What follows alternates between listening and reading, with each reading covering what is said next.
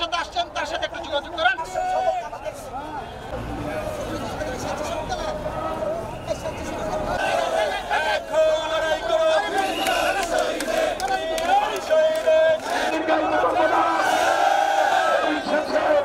ফেব্রুয়ারি শনিবার বিকেলে কুমিল্লার চান্দিনা উপজেলার ছয়গড়িয়া খেলার মাঠে কুমিল্লা উত্তর জেলা বিএনপি আয়োজিত সমাবেশে বর্ণাঢ্য মিছিল নিয়ে অংশগ্রহণ করেন কুমিল্লা উত্তর জেলা স্বেচ্ছাসেবক দল ও দাউদকান্দি উপজেলা স্বেচ্ছাসেবক দল।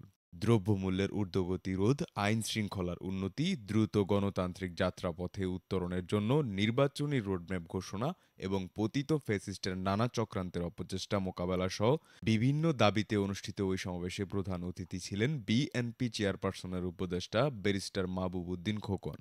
এ সময় উপস্থিত ছিলেন কুমিল্লা উত্তর জেলার স্বেচ্ছাসেবক দলের আহ্বায়ক মোহাম্মদ আনোয়ার হোসেন আনন্দ, সিনিয়র যুগ্ম আহ্বায়ক ইমরান সরকার, সদস্য সচিব ওহিদ মোল্লা, জেলা নেতা মাজহারুল ইসলাম, দাউদকান্দি উপজেলা স্বেচ্ছাসেবক দলের সিনিয়র যুগ্ম আহ্বায়ক মোহাম্মদ রাজাউল করিম ভূঁইয়া, সদস্য সচিব হোসাইন মোহাম্মদ শিপন তালুকদার, যুগ্ম আহ্বায়ক মোহাম্মদ আলাউদ্দিন সহ আরও অনেকেই।